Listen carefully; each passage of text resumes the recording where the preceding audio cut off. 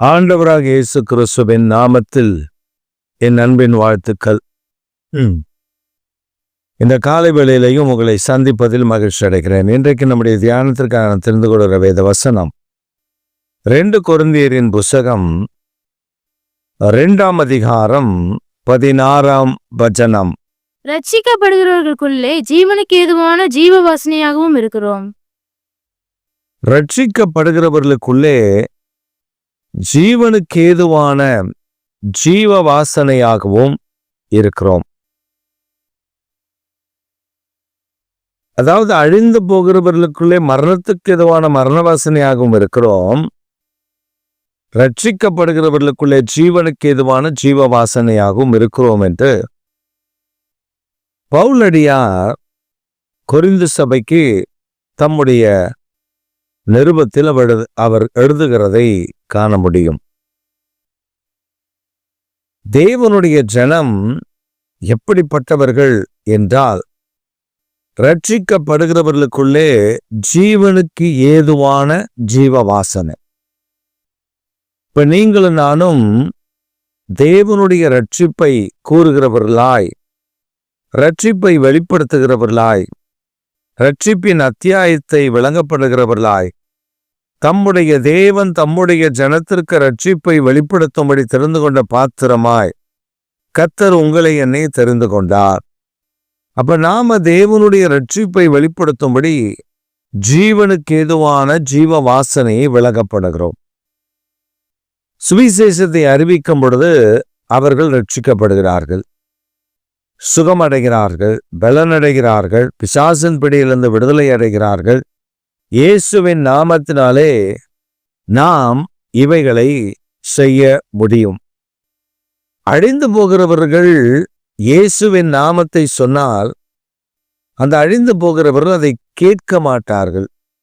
அதனால்தான் பவுல் சொல்லுகிறார், அவர்களுக்கு மரணத்துக்கு எதுவான மரண வாசனை.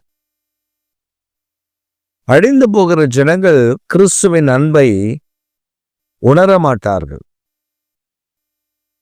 தேவனுடைய நாமத்தை அவர்கள் ஏற்றுக்கொள்ள மாட்டார்கள். சிலர் நீங்க பார்த்தீங்கன்னா உங்களுக்கு தெரியும், இயேசு கிறிஸ்துவை பற்றி நாம் சொன்னோம் என்றால் அவங்க வீட்டு சொத்தை என்னமோ நம்ம பறிக்க வந்த மாதிரியும், என்னமோ திருட வந்த மாதிரியும், என்னமோ அவங்க குலதெய்வத்தை குற்றப்படுத்தி விட்ட மாதிரியும் நம்ம கிட்ட சண்டைக்கு வருவானுங்க. நீங்க பார்த்துருக்கலாம். அப்படிப்பட்ட ஜனங்கள் எப்படி வருவாங்கன்னா, நமக்கு விரோதமாக எழும்பி என்னமோ நம்ம அவங்க வீட்டில் வந்து ஏதோ பண்ணிட்ட மாதிரி அவங்க வர்றதை நீங்கள் பார்க்க முடியும். ஆனால் அந்த ஜனங்களுக்கு ஒன்று புரியலை, அது அவர்களுக்கு ஜீவனுக்கு ஏதுவான வாசனையாக அவர்களுக்கு தென்படவில்லை.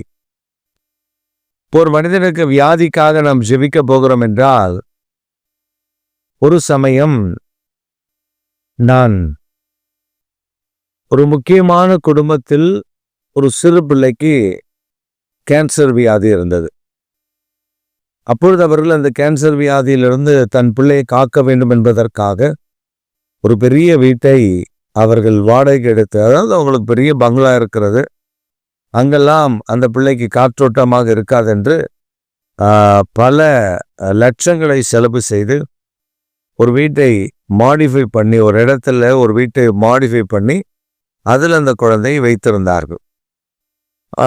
அப்போ அங்கே அவங்களுக்கு தெரிந்த நண்பர் மூலமாய் அந்த குழந்தைக்கு ஜெபிப்பதற்கு என்னை அழைத்திருந்தார்கள்.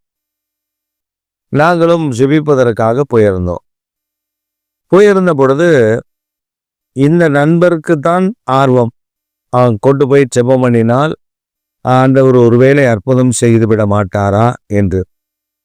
அவர்களுக்கு அதில் துளி கூட விருப்பம் இல்லை. நாங்கள் மருத்துவரை பார்க்கிறோம், மருத்துவர் எங்களுக்கு பல இன்ஸ்ட்ரக்ஷனை கொடுத்திருக்கிறார், அதன்படி மருத்துவத்தில் நாங்கள் சுகமடைந்து விடுவோம் என்றுதான் இருக்கிறார்களே அல்லாமல், ஆண்டவருடைய நாமத்தை பற்றி சொன்னால் அதை அவர்கள் ஏற்றுக்கொள்வதாக இல்லை. அதாவது அந்த இயேசு சுகமாக்குவார் அப்படின்னா ஆக்கணும் ஆக்கிட்டு போறாரு, செஞ்சா செஞ்சுட்டு போறாரு, வந்தா வந்துட்டு போறாரு, கொடுத்தா கொடுத்துட்டு போறாரு.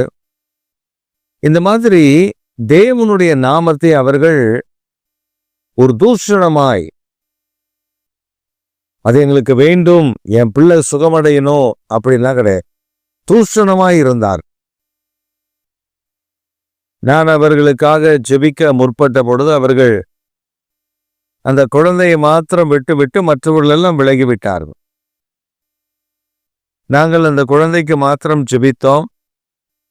அந்த குடும்பத்தார் அந்த அந்த சூழ்நிலை எல்லாமே எங்களை ஏதோ புழுக்களை பார்ப்பதை போல, உன் குழந்தைக்கு தான் ஜெபிக்க வந்திருக்கிறோம் என்பதை மறந்து எங்களை ஏதோ வேற்று கிரகத்து ஜந்துக்களை பார்ப்பதை போல, அவர்களும் பெரிய ஜாம்பவான்கள் போலவும் நாங்கள் ஏதோ பிழைப்புக்காக அங்கே வந்தவர்கள் போலவும் நினைத்து கொண்டார்கள். பின்பு நாங்கள் ஜெபித்து விட்டு அங்கிருந்து புறப்பட்டு வந்து விட்டோம்.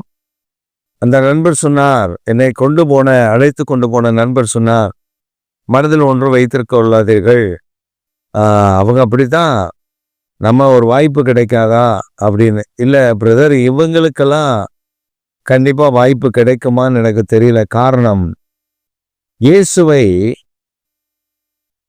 ஒரு தெய்வமாக மதிக்க தெரியல. இயேசு கிறிஸ்து சுகமாக்குவார்னு ஆக்கணும் ஆக்கிட்டு போறாரு. அந்த குழந்தை இறந்துட்டு போகுது. அதாவது அவங்க மற்ற உலகத்திற்கு லட்சக்கணக்கில் செலவு பண்ணி பாதுகாக்கிறதை போல பாதுகாக்கிறத தவிர உண்மையிலேயே அவர்களுக்கு அந்த அக்கறை இல்லை, குழந்தைகள் மேல அக்கறை இல்லை. அப்படிதான் நான் அந்த சம்பவத்தை பார்த்தேன். பின்பு நாங்கள் வந்து விட்டோம்.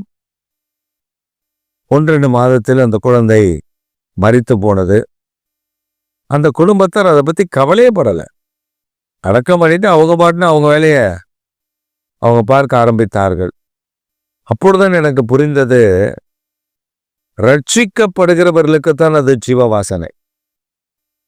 அழிவுக்கு ஏதுவான இருக்கிறவர்களுக்கு அது மரண வாசனை தான். எனக்கு பணம் இருக்கு, எனக்கு செல்வாக்கு இருக்கு, எனக்கு கூப்பிட்டா 10 பேர் அடியால் வருவான், நான் சொன்னா இந்த வேலை நடக்கும், என்ன இவங்க என்னத்தை ஜோம் பண்ணி என்ன பண்ண போறாங்க அப்படின்ற ஆட்களுக்கு நடுவில் நாம் போய் முத்துக்களை போட்டுவிட முடியாது. ஏன்னா பன்றிகளுக்கு நடுவில் நாம் முத்துக்களை போட்டால் பன்றிகளுக்கு அது முத்துவாய் என்னவென்று அதுக்கு தெரியாது. ஆனால் ஒரு மனிதன் வாஞ்சையோடு தாகத்தோடு இருக்கிறான் வைத்துக் கொள்ளுங்கள். அந்த மனிதனுக்கு இயேசு கிறிஸ்துவை பற்றி அவன் வியாதியில் இருக்கிறான், ஜெபிக்க வருகிறார்கள் என்றால் அவன் ஆர்வத்தோடு காத்திருக்கிறான். ரட்சிப்புக்கு ஏதுவான ரட்சிப்பு அவனுக்கு உண்டாகிறது. ரட்சிப்புக்காக ஜீவனுக்கு ஏதுவான ஜீவ வாசனை அவனுக்குள்ளே வெளிப்படும். அப்படி நிறைய பேரை நான் பார்த்திருக்கிறேன். ஆண்டவர் அவர்களை சுகமாக்கி இருக்கிறான். ஆண்டவர் அவர்களுக்கு அற்புதம் செய்திருக்கிறார்.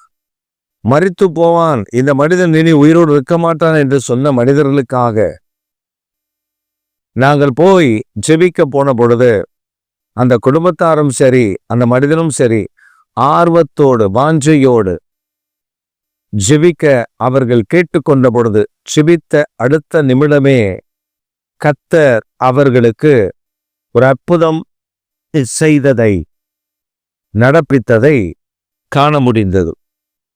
இந்த காலை வேளையில் நீங்கள் மற்றவர்களுக்காக ஜெபிக்கும் பொழுது, மற்றவர்களுக்காக ஆண்டவருடைய அன்பை மற்றவரிடத்தில் சொல்லும்போது அவர்கள் ஏற்றுக்கொள்ளவில்லை என்றால் கவலைப்படாதீர்கள். ஆனால் ரட்சிப்புக்கு ஏதுவான ரட்சிக்கப்படுகிற ஜனங்களுக்கு நீங்கள் தான் ஜீவனுக்கு ஏதுவான ஜீவ வாசனை. ரட்சிக்கப்படுகிற ஜனங்களுக்கு நீங்கள் சொல்லுகிற ஒவ்வொரு வார்த்தையும் அவர் வாழ்க்கையில ஜீவனை கட்டளையிடுகிறதை காண முடியும்.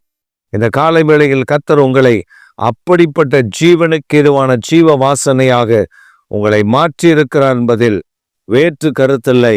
எங்கள் அநேகருக்கு ரட்சிக்கப்படுகிறவர்களுக்கு ஆண்டவருடைய வார்த்தையை சொல்லும் பொழுது அவர்கள் ஏற்றுக்கொள்ளும் பொழுது அவர்களுக்கு ஜீவனுக்கு ஏதுவான ஜீவ வாசனையாக கர்த்தர் உங்களை பயன்படுத்த போகிறார். அதில் மாற்று கருத்தில்லை. ஆமேன், ஆமேன்.